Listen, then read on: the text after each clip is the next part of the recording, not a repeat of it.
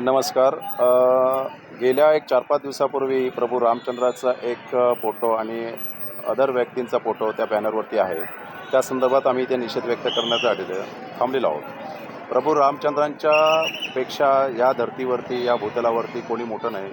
आपल्या हिंदू संस्कृतीप्रमाणे प्रभू रामचंद्र हे आपलं दैवत आहे.